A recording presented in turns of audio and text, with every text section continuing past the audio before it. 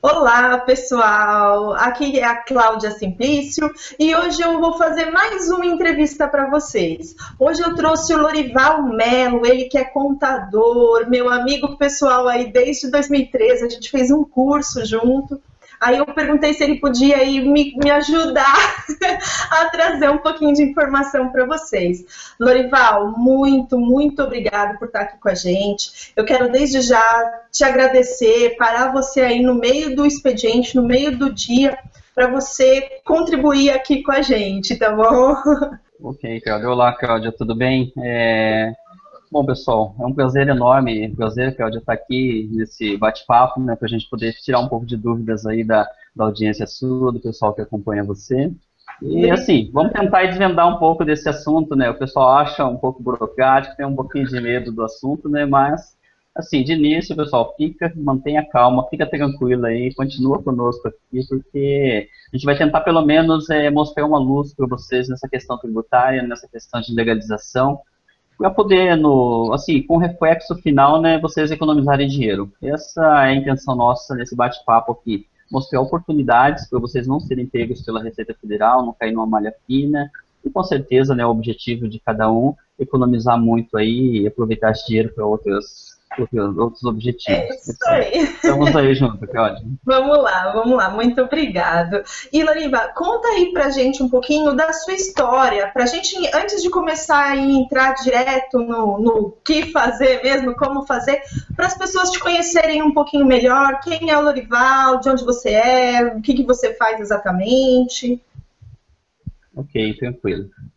Bom, eu sou o Lorival Mello, né, e eu sou contador. Eu comecei na parte contábil, na área de contabilidade, foi em 1996. Agora está fazendo aí praticamente 20 anos, agora no final do ano, vai fazer 20 anos, que eu estou na área contábil.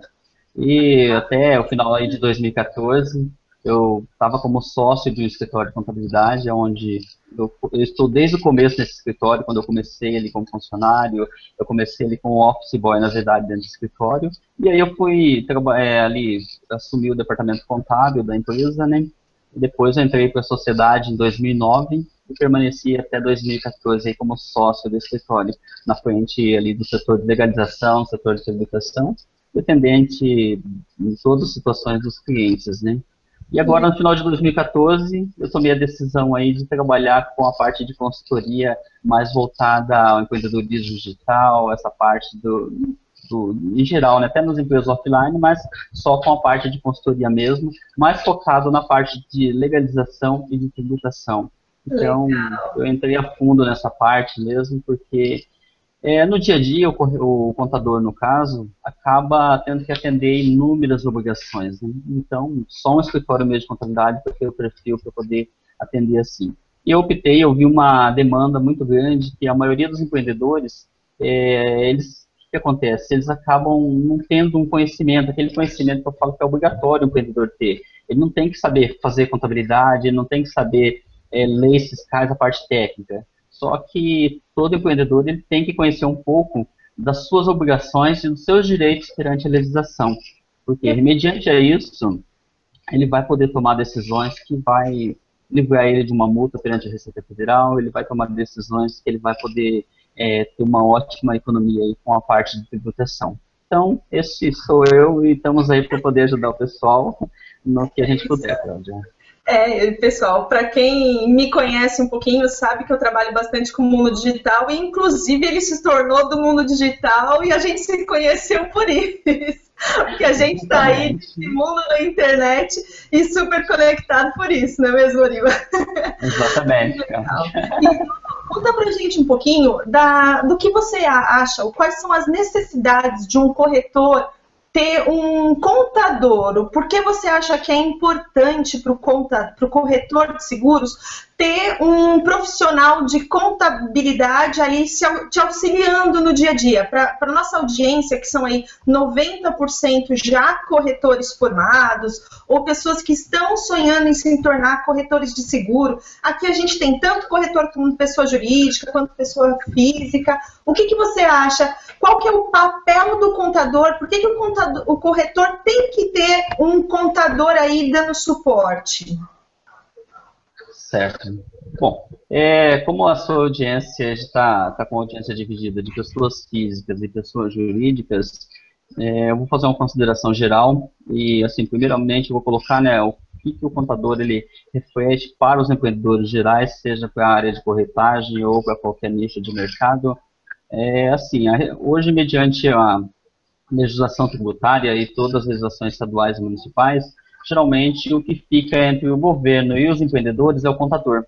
Ele acaba sendo o intermediário nessa parte, né, na parte de absorver a legislação, seja legislação jurídica ou legislação para os empreendedores pessoa física, e automaticamente filtrar o que os empreendedores têm de obrigação perante a Receita Federal, que quando a gente fala legislação, geralmente sempre temos que pensar na Receita Federal, porque é a legislação maior, em todos os sentidos, tá? Então, o contador tem esse papel de fazer essa filtragem da legislação, entender o que tem que fazer para o empreendedor não ser pego pela Receita Federal, não ser notificado, não cair em nenhum erro, não cair na malha fina, e automaticamente orientar o empreendedor, seja esse empreendedor pessoa física ou pessoa jurídica. No caso dos corretores, vamos falar da questão aí do pessoa física e do pessoa jurídica. Mesmo que o corretor seja pessoa física, Cláudia, é muito importante ele ter pelo menos o acompanhamento de um contador, pelo menos uma vez por ano, que é no momento do fechamento do seu imposto de renda. Por quê? Dependendo das situações, das operações que ele efetuou no exercício anterior, das movimentações de recebimentos, das questões ali do fechamento, de como ele conduziu a sua contabilidade de pessoa física, ali, o fechamento do seu livro caixa, o fechamento do seu carnê-leão, o pagamento do imposto de renda da pessoa física, se ele cometeu alguma falha nesse período, se ele fez sozinho, no momento que ele vai fechar a declaração com o contador vai conseguir identificar essas falhas. E nesse momento, o contador vai ter um embasamento maior, né, por já conhecer a legislação e atender vários clientes, de poder estar orientando esse corretor que é pessoa física. E com isso, ele pode consertar aquele erro, aquela situação, né, justamente para não cair no cruzamento de dados. A gente vai falar depois também sobre essa questão do cruzamento de dados. Então, com o contador orientando, eu acho que, mesmo que ele tenha um custo, né, ele fica muito mais seguro. Acho que vale a pena ele poder ter essa tranquilidade para dormir tranquilo e não pensar que vai receber uma notificação da Receita Federal aí, tendo que dar explicações. E no caso da pessoa jurídica, do contador, do corretor pessoa jurídica, aí realmente ele precisa mesmo de um contador para poder estar atendendo todas as obrigações que essa empresa tem perante a Receita Federal, perante o Estado e perante o município, porque é praticamente impossível o empreendedor PJ, né, pessoa jurídica, fazer e cumprir com todas essas obrigações, mesmo que tenha obrigações que é somente os contadores estão habilitados que podem estar entregando essas declarações para a Receita Federal, que exige o número do CRC, que é o número do registro perante o Conselho de Contabilidade. Tá?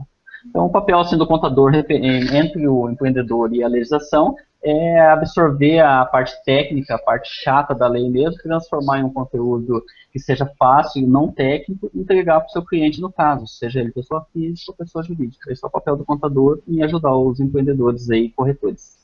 Legal, que assim o corretor pode ficar cuidando do métier dele, que é vender seguro, né? Deixa a parte burocrática que o contador cuida. Exatamente. Legal, legal. E, Lorival, o que você achou agora com a implementação do Simples Nacional para o corretor de seguros? O que você acha que isso veio a agregar e a beneficiar aí essa nossa classe? Essa parte dos corretores poder participar do Simples Nacional, eu acho que foi a melhor coisa que aconteceu na vida dos corretores. Tá? Em termos de legislação, em termos da tributação, acho que a notícia ótima, principalmente para a classe de corretores, foi uma das mais privilegiadas nesse quesito, de poder participar do Simples Nacional. A gente começa pelo simples motivo da tributação. Como que o corretor antes ele era tributado? Somente por lucro real ou lucro presumido, no caso.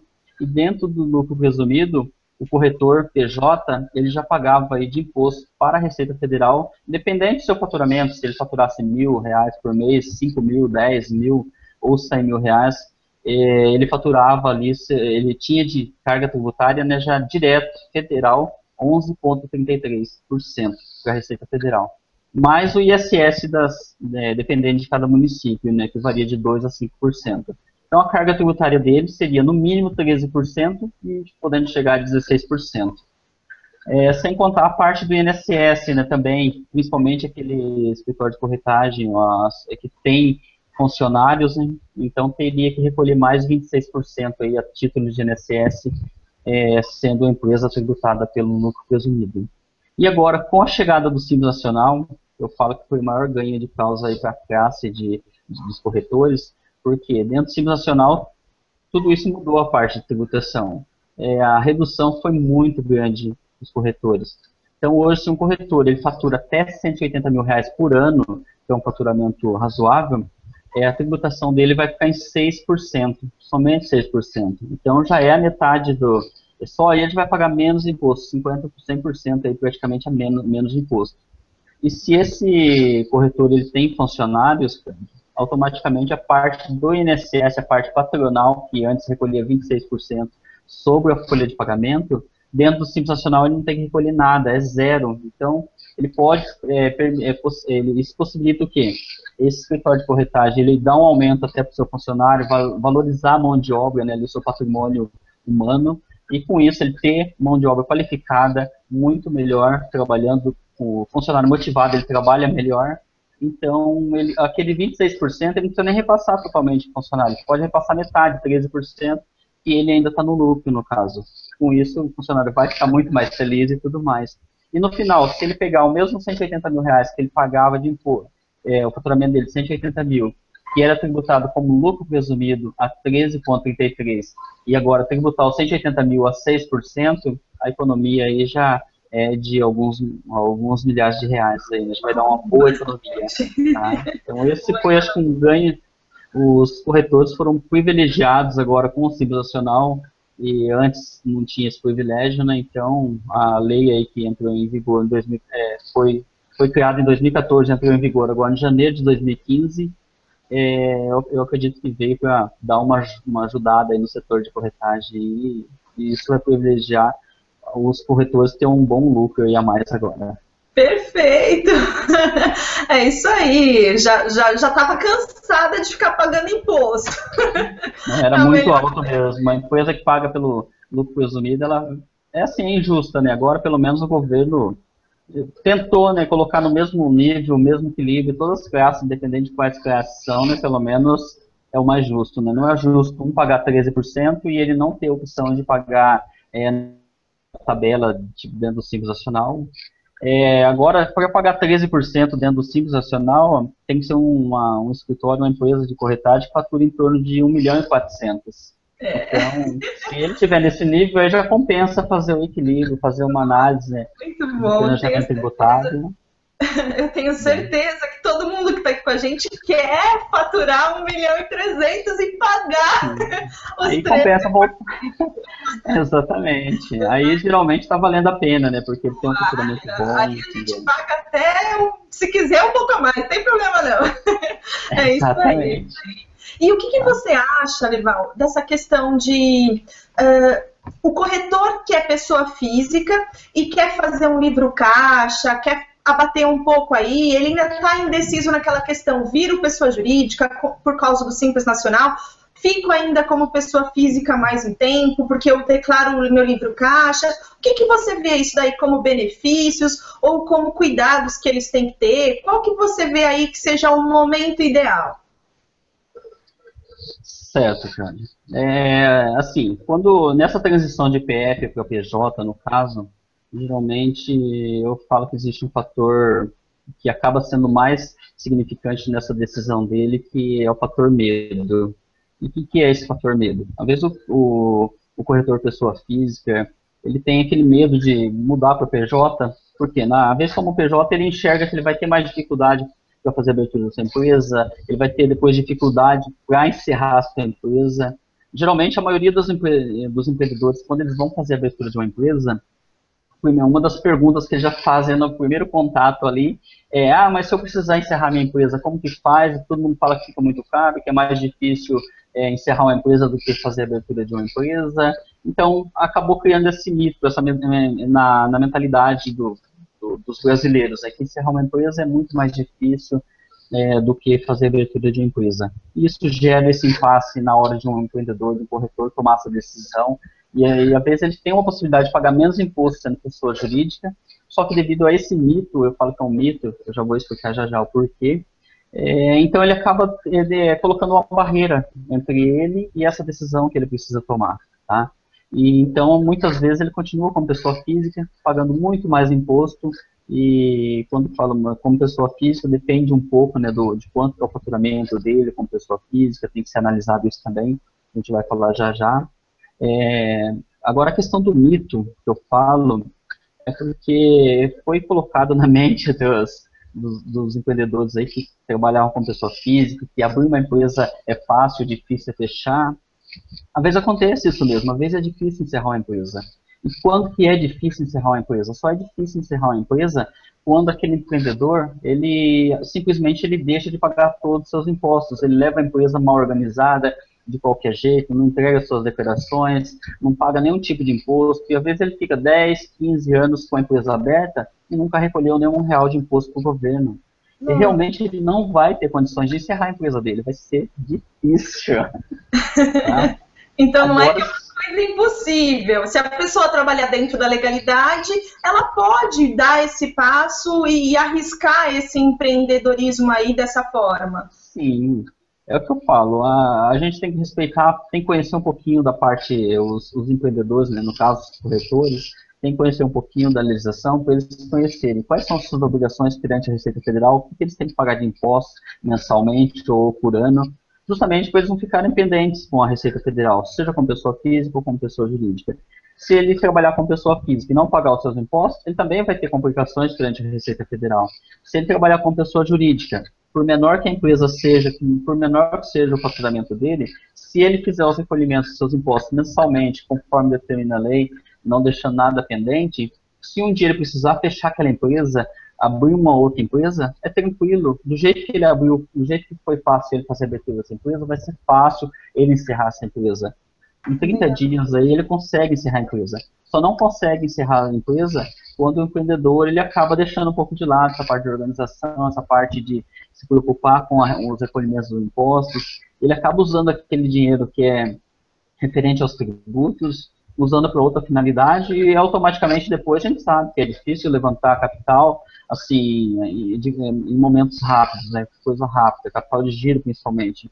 Então o empreendedor ele fica naquela situação, ele não consegue encerrar a empresa e vai deixando depois. Então criou-se esse mito devido a isso.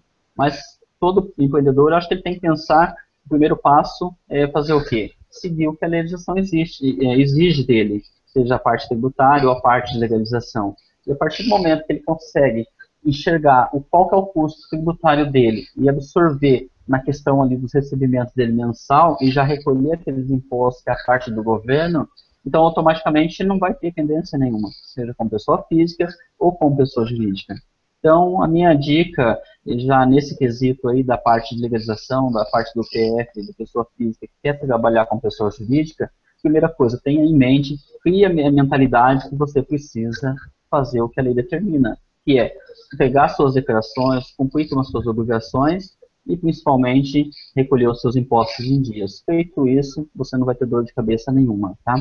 Agora, na questão que você perguntou, que é na questão do que eu indico ali do PF se transformar para pessoa jurídica, qual que é o momento ideal, o momento perfeito para ele poder estar fazendo essa transição, eu tenho um conceito que eu considero que o momento perfeito, o momento ideal, Cláudia, depende de perfil para perfil, tá?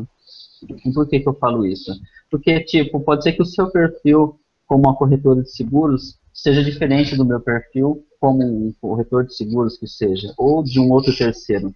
Porque depende do seu faturamento mensal, depende se você já participa de uma outra empresa ou não, se você tem outras fontes de rendimento, tá? E depende também das despesas que você tem para exercer a sua atividade. E também tem um outro fator que vai mais além, que é a parte de dependentes. Tá? Por quê? O dependente ele pode abater na hora de fazer o seu imposto de renda. As despesas, se você fizer a apropriação dessas despesas dentro do livro caixa, tá? Quando você trabalha com pessoa física, essas despesas vai também abater na questão dos seus impostos. E essas despesas, elas têm que serem dedutíveis ao imposto e tem que ter comprovação fiscal. O que é essa comprovação fiscal? Se você é uma corretora, tem um espaço alugado, uma salinha comercial, ali, um escritório comercial para você atender os seus clientes e tudo mais. Essa sala comercial, ela não pode estar no nome de outra pessoa. Se você trabalha com pessoa física, ela tem que estar no seu nome, o contrato de locação tem que estar no seu nome. Por quê? Aí já entra uma outra parte que é o cruzamento de dados. Quando a imobiliária passa as informações para a Receita Federal referente aos aluguéis que ela recebeu, ela vai passar que aquele imóvel está alugado por Cláudia, no caso. Então, se tiver o imóvel comercial alugado no nome de uma outra pessoa, e você começar a usufruir dessa despesa ali abater no seu livro caixa, automaticamente você vai correr o risco já de cair na malha fina, porque não vai fechar o cruzamento de dados. A imobiliária passou que aquele imóvel está alugado por uma outra pessoa, e você abateu aquela despesa no seu livro caixa, que é um CPF diferente. Então, aí já não fecha, tá? Então, tem que analisar todo esse perfil. A questão do valor do imóvel que você paga, do aluguel que você paga, a questão de custos que você tem com água, luz, telefone, questões de despesas com viagens também, que pode ser lançadas e deduzidas no imposto de renda na questão do livro caixa, tá? Então, assim, uma possibilidade que dá para os corretores aí, nossos amigos corretores que são PF, que estão nos ouvindo aí, se estiver trabalhando com pessoa física, você já tem um rendimento aí na faixa dos R$ 5.000, eu acredito que já compensa você pensar aí nessa transição para PJ, tá? E por que R$ 5.000? Porque quando você física, se você não tiver não tiver despesas que vai lançar no seu livro caixa, o imposto direto original vai dar em torno de uns R$ 550, mais ou menos. Tá? Isso no momento, no cálculo mensal, tem que ser apurado mensal no Carnê-Leão e já recolhido esse imposto de forma mensal para a Receita Federal, na forma de antecipação. E depois, no momento final, aí no final do ano, você faz a declaração de imposto de renda, entrega para a Receita Federal, se deu algum complemento, você vai recolher a diferença. Porque a declaração começou agora, a Receita Federal liberou agora na segunda-feira, no dia 2 de março, e vai até o dia 30 de abril agora para poder entregar a declaração. Então, os corretores aí que estão nos ouvindo, que já teve um faturamento, aí, um rendimento no ano de 2014 acima de R$ 26.000, fica atento. Você tem que entregar a sua declaração de imposto de renda. Tem que prestar contas com o leão, tá?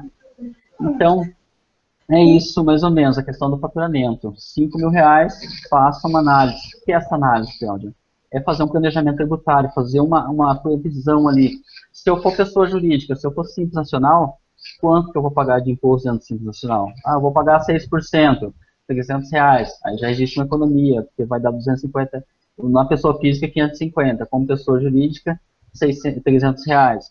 Mas aí entra a parte do, eu tenho que gastar com o contador, eu tenho que ter custo com o contador?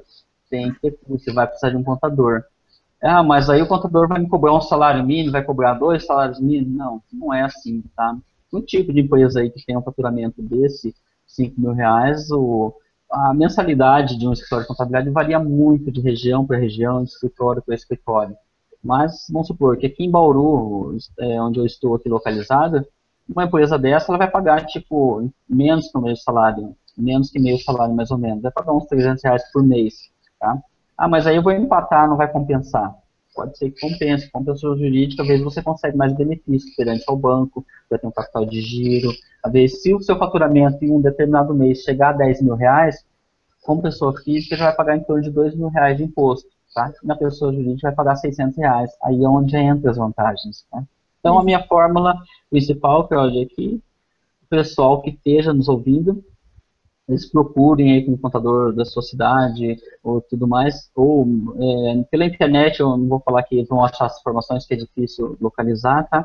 Mas que eles façam um planejamento tributário. No momento que eles forem fazer a declaração de imposto de renda agora com o contador, que eles vão ter que fazer esse ajuste, e aí eles já solicitam para aquele contador mesmo que já atende eles, para fazer esse planejamento, fazer uma simulação, se a empresa dele fosse Simples Nacional, tal, quanto ele pagaria de imposto. Aí ele vai ter realmente a fórmula real. E mais um benefício que eu acho que eu não cheguei a comentar com você, o corretor de seguros, que é PJ, ele ganha mais comissão, porque o INSS que a seguradora paga para a pessoa física, ela não paga para a pessoa jurídica, então ela repassa aquele valor para o corretor pessoa jurídica. Então, quem é pessoa jurídica também recebe um pouquinho mais. Então, aí mais um incentivo para quando chegar aí na faixa desses R$ 5.000, a pessoa analise todos esses pontos, inclusive o que ela vai ganhar aí a mais de comissão. Lorival, aquela pessoa, né? E aquela pessoa que ainda não recebe aí, não tem o faturamento dos 5.000, algo nessa faixa por mês, como que ela faz na hora de fazer a declaração? Você tem alguma dica de cuidado que você acha que ela tem que ter para não cair na malha fina? Eu sei que você já falou em diversas coisas, mas de repente algum cliente, algum case que você já tenha pego aí, que você viu que era um profissional autônomo, que mesmo sem querer escorregou aí, ele próprio foi fazer a declaração dele e errou em algum ponto. Tem alguma dica aí nesse sentido que você possa dar? Sim. Bom, o primeiro passo, o pessoal que ganha a menos que esses R$ 5.000, no caso, ou até aquele corretor que está começando agora, né, que ó, de vez está vende um seguro aqui, vende um outro lá, ainda não compensa realmente abrir uma empresa aí, tá? Porque aí vai ser custo mesmo, vai ser dinheiro jogado fora, ainda não é o momento. Se você está começando, a não ser que você esteja começando já com uma receita maior aí, de 5, 10, 15, R$ 20.000 mensal, tá?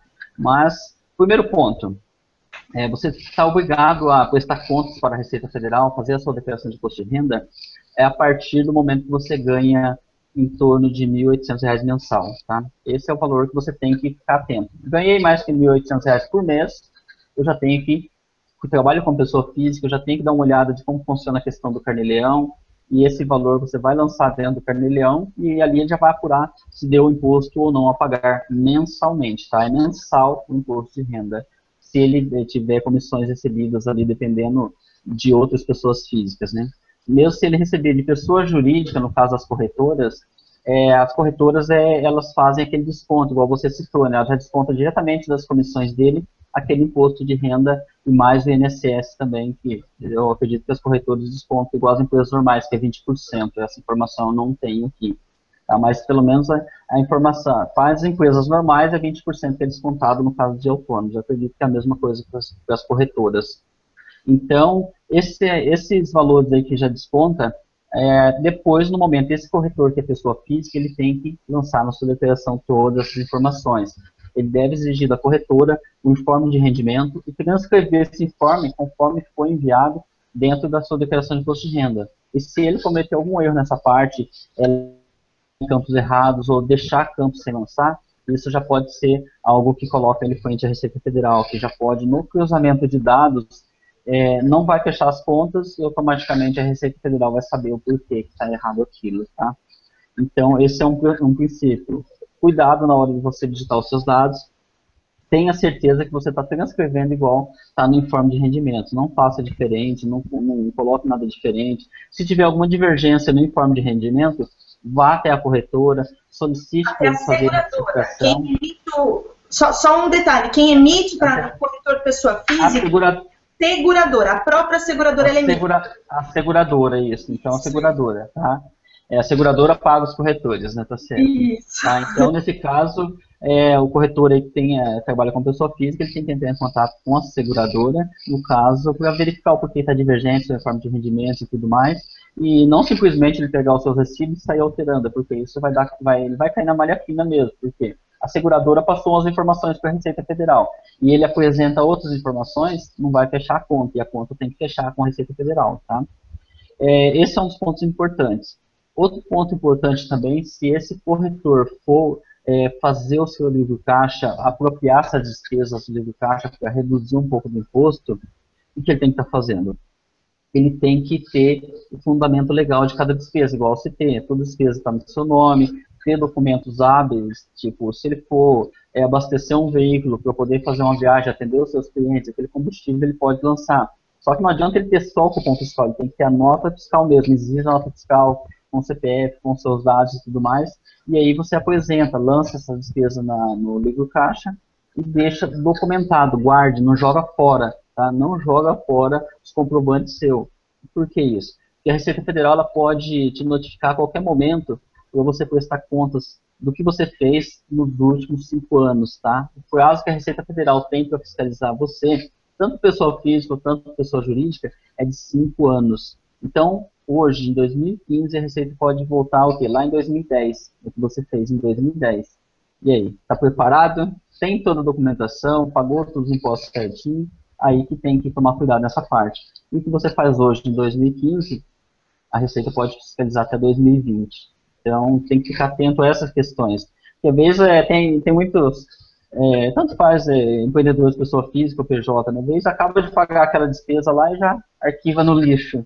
Depois, se ele precisar comprovar alguma coisa, ele está frito, né? Não tem como comprovar, porque não tem o comprovante, tá? Então, a questão é ficar atento aos cruzamentos de dados, ficar atento à movimentação na conta bancária também, seja com pessoa física ou pessoa jurídica. O montante que você movimentou na sua conta bancária coincide com o que você recebeu durante o ano. Os bens que você comprou ali, sejam veículos, seja um imóvel, seja qualquer tipo de bens ali, se teve nota fiscal, lançou na sua declaração de imposto de renda, tem que lançar, porque na hora que a Receita faz esse cruzamento de dados, ela vai verificar tudo isso, ela vai checar todos esses itens. E se não fechar, ela vai te notificar. E aí onde você tem que estar indo até a Receita Federal, prestar contas, mesmo que você não seja punido nem nada, mas só de falar com o fiscal lá, a maioria já dá uma tremedeira um pouquinho. Não é fácil, eles botam pressão mesmo. Por mais que a gente esteja certinho, sempre é ruim dar satisfação das nossas contas para os outros, né? Exatamente. Então é isso, fica atento a isso daí, faça a sua declaração de imposto de renda. Se você tiver dificuldades, procure a ajuda de um contador profissional. Não é um serviço caro fazer a declaração de imposto de renda. Dependendo da declaração de imposto de renda, você vai gastar 100, 150 reais para poder fazer. E assim, você vai ter esse custo e você vai ficar tranquilo, porque você vai ter certeza que tudo que você fez durante o último ano está certo. Geralmente o contador está acostumado a fazer várias declarações, já passou por várias situações, já viu vários clientes em várias situações, e às vezes ele tem uma experiência maior, ele tem um currículo ali que pode ajudar com mais tranquilidade, né? Porque às vezes a gente fica focado só numa situação, principalmente a vez de corretor, o negócio dele é vender seguros, ele entende tudo de seguros. E às vezes tem que compreender a parte da legislação, seja da Receita Federal, ou aí no caso da legislação do imposto de renda. A legislação geralmente ela tem muita pegadinha, Cláudia, é muito parágrafo que tipo, ele fala ao mesmo tempo e também ele fala que pode e não pode, entendeu? Então essa parte de interpretação, tá? Então assim, fique atento, pessoal. Legal, legal. Tem muita coisa que a gente acha que é desse jeito, tá certo, quando vai ver tem uma linhazinha lá que fala que não, né? Exatamente, entendeu? Esse é o risco. Legal. E Lorival, e para aquela pessoa que está nos ouvindo aqui hoje, que ela é pessoa física, que ela já atingiu aí os seus 5 mil, que ela não tem tantos dependentes para bater tanto, que ela até faz a declaração do livro caixa, mas ela percebeu que chegou o momento dela. Que dica você daria para aquela pessoa que vai sair para procurar um contador? Porque é uma preocupação, achar um bom profissional e ao menor custo. Porque às vezes o pessoal fala, o que é barato sai caro. Eu vou pagar meio salário mínimo, enquanto que o vizinho dele está cobrando o salário mínimo completo, ou 2 salários. O que um corretor de seguros poderia analisar num profissional? Que tipo existe um órgão de consulte? Como que a gente sabe se ele é bom ou não? Se está cobrando preço justo? Que dica você daria aí para essa pessoa que vai procurar um contador? Tá. Bom, eu recebo muitas perguntas aí, às vezes dos nossos amigos aí digitais, da pessoa, aí, né, Lorival, me ajuda a encontrar um contador, né, e tal, né, que é difícil. Eu vou recusar a mesma coisa que eu passo, já passei para várias pessoas e tudo mais, tá? Primeiro contato, você tem, assim, a primeira situação que você deve buscar para poder achar um contador, um profissional, tá? E eu repito, pessoal, assim como existe em qualquer área, existe médicos ruins, existe dentistas ruins, existe advogados ruins, não é falando mal de profissão nenhuma, existe contadores ruins também, tá? Tem contadores que eles só pensam no dinheiro, infelizmente acontece isso. Ele não está nem aí se você vai ter problema ou não com a Receita Federal. Ele não está nem aí se você vai pagar muito imposto a mais, se você vai pagar mais imposto ou você vai pagar menos imposto. Ele só quer saber que chegou no final do mês, ele quer a mensalidade dele, e isso é o que ele vai estar preocupado, tá? Então, primeiro passo, para você encontrar um contador bom, se você tiver algum amigo que tem empresas e tudo mais, você conversar com esse amigo, com esse empresário já, e aí, como que é o seu contador? Ele te atende bem, ele te dá uma posição sobre as novas legislações que saem, ele te orienta nessa questão, ele te ajuda na questão de planejamento, ele te mostra que você está pagando mais imposto ou não, ele te atende quando você precisa, ou simplesmente você nunca acha ele no escritório dele, você nunca consegue falar com ele por telefone. Acho que esses são os principais quesitos, tá? Você buscar alguém de referência, juntamente com alguém que possa estar te indicando, né? Acho que a indicação boca a boca, acho que é a melhor. Então, primeiro passo, você tem que analisar se esse contador, ele vai te dar um respaldo. O que é? A hora que você tiver uma dúvida, ou você for até o escritório dele, ou ligar para o escritório dele, se ele vai estar à disposição. Ah, mas Orival, eu nem conheço o cara, eu nem sei qual contador eu vou selecionar. Então, aí você faz o quê? Escolha 3 escritórios de contabilidade. Vá até esses 3. O primeiro passo que eu falo é assim, depois que você definiu quais são os 3 escritórios que você vai fazer uma entrevista com ele, você vai ver se ele serve para atender você, tá? Não é a sua empresa que tem que se encaixar no perfil dele, tem que existir um equilíbrio. Você tem que se adaptar a algumas coisas que o escritório exige e o escritório também tem que atender o seu perfil. Então, automaticamente, você localiza 3 escritórios, pelo menos, para você poder identificar qual deles vai poder ter um perfil melhor, ou nenhum dos 3 também. Pode ser que às vezes aconteça isso. E o primeiro contato que eu falo, faça por telefone.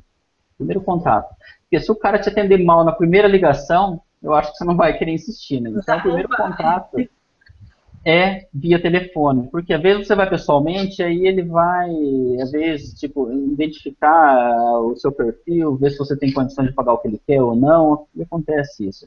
Então, o primeiro contato, tenta tirar por telefone de 10, 15 minutinhos, de nada mais que isso, fazer as perguntas básicas, tentar passar o que você precisa, né? Eu quero abrir uma empresa assim, assim, uma corretora de seguros, eu quero que vai ser simples nacional, somente no meu nome, é no meu nome de um sócio, passe perfil, tenta analisar com ele, quanto você cobraria por esse serviço, você pode me passar por e-mail, a proposta e tudo mais, solicite por e-mail também, porque aí onde você já mede, né, se o cara está preocupado, porque você ainda não é cliente dele, então se ele vai estar preocupado em passar a resposta para você, a proposta de serviço dele. E nessa proposta, já exige que ali tem que estar mais ou menos documentado, ele tem que ter um modelo de proposta onde já coloca quais são os serviços que vai estar prestando para você e tudo mais, e não simplesmente colocar, ó, R$ 1.000 mensal, entendeu? Então, quer dizer, então, se ele não te responder, não te atender bem por telefone, nem te responder por e-mail, eu acho que, na minha indicação, assim, nos meus conceitos, já risca esse escritório e passa para outro. E depois que você conseguiu ser bem atendido via telefone, eu acho que aí você volta uma ligação novamente com ele e tenta marcar uma reuniãozinha rápida também, ali de 15, 20 minutinhos, mas dentro do escritório dele, para você ver como está o atendimento pessoalmente, tá? Qualquer motivo, fiquei com dúvida na parte de tributação, posso ir até o seu escritório para você poder me ajudar nessa parte? É coisa rápida e tudo mais, já deixa que é rápido para você não tomar o tempo dele, né? E tudo mais. Não, pode, aí você vai notar o atendimento também. E com isso você já vai conhecer um pouco da estrutura que ele tem para poder te atender, tá? Que é a parte do atendimento dele, se ele trabalha sozinho, como que é feito o serviço, se ele faz tudo. Hoje é difícil achar um contador que vá fazer todas as partes. E é muita lei, muita coisa por cabeça, cara. Então, o escritório geralmente tem que estar dividido em departamentos, em setores, cada um cuida de uma parte, porque ele vai precisar de vários profissionais para contabilidade, profissionais para o RH, profissionais para a parte fiscal, profissionais para a parte de contabilidade e tudo mais, né? Então, essa visita, pessoalmente, eu acho que ela ajuda bastante você realmente ver com seus olhos, né, o que aquela estrutura onde a sua empresa, onde você vai confiar da sua empresa ficar, né, se ele vai ter o respaldo legal para poder te ajudar. E assim, por que eu passo essa questão dos empreendedores, dos corretores ter essa preocupação? Porque se o contador, no caso, ele errar, ele falhar em qualquer situação, e a sua empresa ela for notificada pela Receita Federal, vamos supor que você seja notificado e a Receita te autua aí com a multa de R$ 100.000 que seja. Uau. Mas foi o contador que errou. A Receita não quer nem saber, o contribuinte é você, tá? Então, o contribuinte é o seu CPF, é o seu CNPJ. Então, tome cuidado mesmo onde você vai, na mão de quem você vai colocar para cuidar da sua empresa, seja da sua vida pessoal, né, da sua vida como pessoa física ou da sua empresa, tá? Porque se a Receita Federal pegar você, qualquer falha, ela vai pegar você, vai notificar você, e não o seu contador. Mas o contador fica livre de qualquer punição? Pela Receita Federal, sim. Aí cabe a você entrar com uma ação, denunciar ele perante o Conselho de Contabilidade e tudo mais, mas aí é um outro trâmite, a gente sabe que leva tempo, né? E até lá você já teve que pagar a multa, e aí se você não tem condições e tudo mais, e se realmente foi um erro do contador, se o contador for realmente um contador ético, um contador de confiança, mesmo se ele errar, ele vai se responsabilizar por aquele erro, ele vai fazer de tudo para te ajudar. Agora, se for um contador realmente que não está nem aí, ele vai falar, ó, acha outro então para fazer, vai procurar outro que eu não vou fazer mais, ele vai te demitir. E às vezes você está correto, tá? Então, tente localizar, enxergar mesmo se esse contador, ele realmente tem um perfil para poder te ajudar, tá? E aí aquela questão do fator preço. Realmente não vá pelo preço. Pode ser que você ache contadores aí que vai te cobrar R$ 150 por mês, mas será que ele vai te dar o respaldo que você precisa? Será que ele vai ter estrutura cobrando, às vezes, R$ 100, R$ 150 por mês para fazer uma contabilidade para a sua empresa, para fazer a apuração correta dos impostos, vamos supor que ele tenha lá 100 empresas nesse perfil, são R$ 15.000. Se ele tiver 5 funcionários profissionais, já o contador vai estar trabalhando no vermelho, então não existe. É questão de custo de estrutura. Se ele tiver uma mão de obra qualificada, profissionais qualificados para poder responder quando ele não está lá, ele vai ter que ter profissionais habilitados, profissionais que custam um pouco mais caro para o mercado, tá? Então, às vezes, é onde o contador cobra um pouco mais caro do que aquele outro que trabalha sozinho. Então, assim, não vá só pelo fator preço, tenta enxergar dentro desse profissional aquilo que você gostaria que ele fizesse realmente para você, o melhor, no caso. Legal. Como meu avô dizia, às vezes o barato sai caro, né? Nem sempre o que é mais barato é o melhor. A gente tem que realmente chegar aí num consenso, né? Loriva, eu não quero estender mais aí do seu tempo, quero de verdade te agradecer pela disponibilidade de estar aqui com a gente. Tenho certeza que muita gente aqui agora foi posta para pensar, para refletir sobre o seu momento atual ou sobre o que quer para o seu futuro, mas eu só tenho a te agradecer mais uma vez, você sempre colaborando comigo. De coração, muito obrigada, viu? Bom, Cláudia, fico feliz em poder estar compartilhando um pouco, né? A gente sabe que o espaço, o tempo assim, é um pouco corrido, mas daria para a gente ficar aqui horas e horas falando sobre o assunto aí de contabilidade, sobre o assunto de tributação, sobre o assunto de Receita Federal, imposto de renda, mas, assim, é um assunto, ele é um pouco extenso, é um pouco complexo até, como se diz, um pouco burocrático, um pouco chato, depende da forma que a pessoa aborda esse assunto, né? Mas, assim, temos aí um privilégio de estar participando junto com você aqui, um privilégio de estar contribuindo com o pessoal aí pela sua audiência nesse quesito, né? E estamos aí junto, conta comigo aí, se você precisar aí, a gente está junto nessa. É um prazer poder estar ajudando, sim.